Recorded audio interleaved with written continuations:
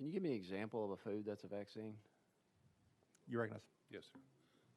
University of California, Riverside has already perfected the ability to put human vaccines into our lettuce right now. Also, tomatoes has the ability to do that also for UC Berkeley. And then Big Tobacco, R.J. Reynolds and stuff has perfected the ability to put a human vaccine into tobacco products. Chairman Clements. And is that even legal to do in the state of Tennessee, to sell those with a vaccine in them? You recognize. Well, I'm not arguing that point. What I'm saying is there is no law deeming those that when you go into a grocery store, you should know as a consumer, this head of lettuce is a head of lettuce. The head of lettuce right next to it could contain a vaccine in it. All we're saying is if it does have the vaccine in it, make sure it's listed as a pharmaceutical so people can get the proper dosage. My question is right now, can you walk into a grocery store and there be a head of lettuce for sale that has a vaccine in it?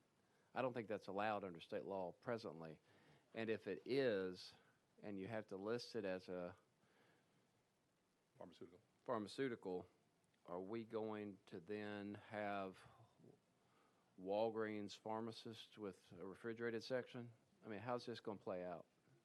You recognize. Thank you. This is more of a consumer protection bill right here, is to make sure that if you're going in to buy tomatoes and there's a polio vaccine in there, that you are aware of what you're buying has a polio vaccine. The problem you have is if it's not treated as a pharmaceutical, being the size and difference between you and me, how many tomatoes do I have to eat to get the proper dosage versus how many tomatoes that you have to eat?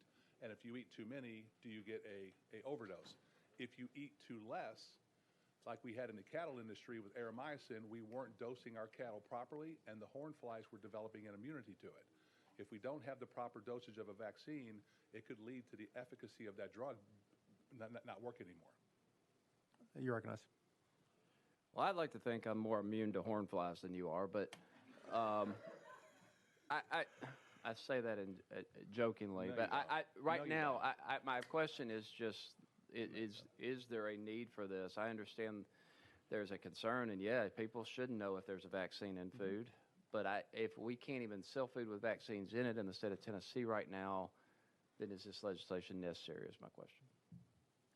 Well, if you have a child that is allergic to a certain vaccine and it's not disclosed when you go to buy that vegetable or whatever it is, and your child dies from that, I would think that having something in place that's going to make sure that that is treated as a pharmaceutical so that the consumers know exactly what they're buying. All those in favor of House Bill 1894 say aye. Aye. Opposed? No.